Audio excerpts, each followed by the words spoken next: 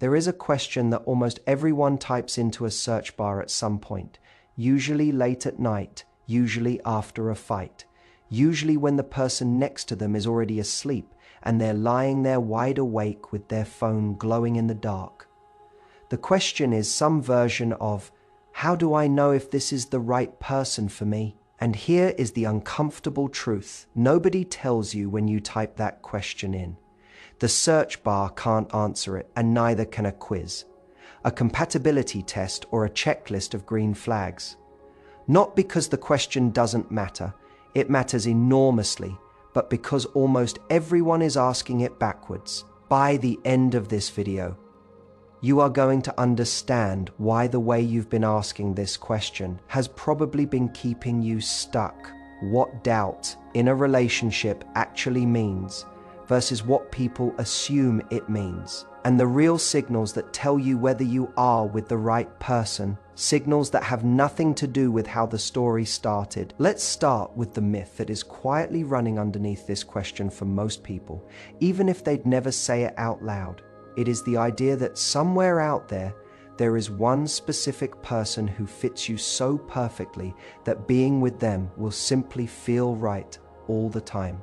Without effort, without doubt, without ever lying awake wondering, find that person, and the wondering stops forever. It is a beautiful idea. It is also the reason so many genuinely good relationships get quietly sabotaged by people searching for a feeling that was never going to last past the first 6 months anyway. Because here is what nobody tells you about certainty. It is not a permanent state two people arrive at and then live inside forever. It is a wave. It rises during the easy seasons, when you are both rested, when things are going well, when life isn't pressing in from every direction, and it recedes during the hard seasons. The stress, the distance, the version of your partner you only meet when they're exhausted or scared or grieving something. Both waves happen inside the same relationship, sometimes inside the same year. Certainty isn't proof you found the right person. It is just the tide doing what tides do.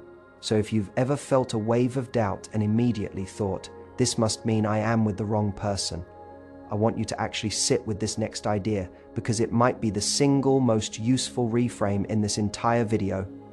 Doubt is not evidence against a relationship. Doubt is evidence that you are a thinking, feeling person in a relationship that requires real choices, not a fantasy that requires none.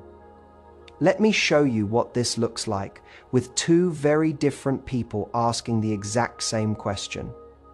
The first is a woman we'll call Priya. 2 years into her relationship, she finds herself Googling, is this the right person for me on a Tuesday night? And she feels almost ashamed typing it, like the question itself is a betrayal. But when you actually look at her relationship, here is what is there.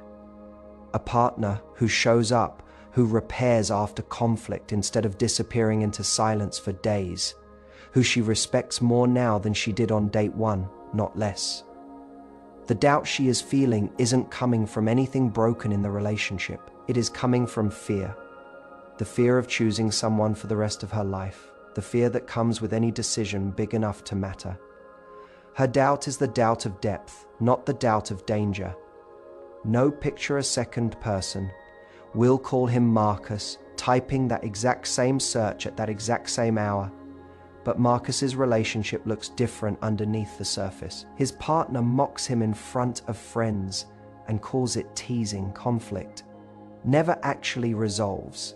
It just gets buried until it explodes again weeks later. He has slowly stopped mentioning things he cares about because they always seem to get dismissed. His doubt isn't the doubt of depth. It is his own intuition quietly and correctly trying to get his attention. Same question, same search bar, two completely different answers because the question was never really the point. What is actually happening underneath the question is what matters. So here is how you actually start telling the difference, because this is where most people get stuck. They keep re-asking the question instead of examining what is underneath it. The first thing to look at isn't how you feel when things are easy. Anyone can feel right for somebody during a good week. The real signal is what happens during repair. After the fight, after the misunderstanding, after one of you said something you didn't mean, does the relationship come back together stronger with both people taking ownership? Or does it just go quiet until the next blow up, with nothing actually getting resolved underneath the silence? That single pattern repeated over months and years tells you more about whether this is the right person than any feeling you've had on any given Tuesday. The second thing to look at is whether your respect for them is growing or shrinking the longer you actually know them. Infatuation can survive on very little real information. Respect requires evidence. If 2, 3, 5 years in, you find yourself more impressed by who they are, not despite their flaws, but including how they handle their flaws, that is a real signal. If instead, you find yourself quietly making excuses for behavior you'd never accept from a friend, that is also a real signal, just pointing the opposite direction. The third thing, and this one gets skipped constantly, is whether you are becoming more yourself around them or less. Not whether they complete you. That is a fantasy, not a real metric. Whether being around them makes you braver, more honest, more willing to want things out loud, or whether you've slowly gotten smaller, quieter, more careful, more edited just to keep the peace. The right person doesn't require you to shrink to fit. The wrong person, often without even meaning to, quietly asks you to. And here is the part that surprises people the most. None of these 3 signals have anything to do with chemistry, timing, how you met, or whether your families get along. Those things can matter, sure, but none of them predict longevity, repair, respect, and self-expression do now. I want to address the thought a lot of people have right around this point in the video, because it is a fair one. What if it is not abuse, not disrespect, nothing dramatic? It is just quiet doubt that won't go away, even after months of really looking at it. That is real too. And it deserves an honest answer instead of false comfort. Sometimes doubt is depth. And sometimes after genuinely doing the work, after real conversations, after time, after looking honestly instead of fearfully, doubt is information that 2 people simply aren't moving in the same direction, and no amount of love changes a fundamental mismatch in what each person actually needs. That is not a failure on anyone's part. That is not proof either of you did something wrong. It is just 2 real, whole people discovering.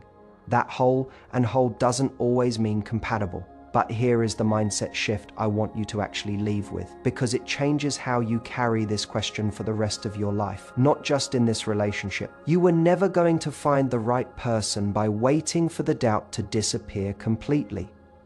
You find them by learning to tell the difference between the doubt that is asking you to leave and the doubt that is just asking you to choose. Again, on purpose, with open eyes. The same person you chose yesterday, the right relationship was never going to feel like certainty handed to you. It was always going to feel like a decision you keep making with someone who keeps making it back. If this gave you a clearer way to look at the relationship you are actually in right now, tell me below, when you really look underneath the doubt, does it feel like depth or does it feel like danger? I want to know which one you are sitting with. And if you've ever wondered why you keep ending up in relationships that look right on paper but feel wrong underneath, that is exactly what the next video is about. So make sure you are subscribed before it goes up.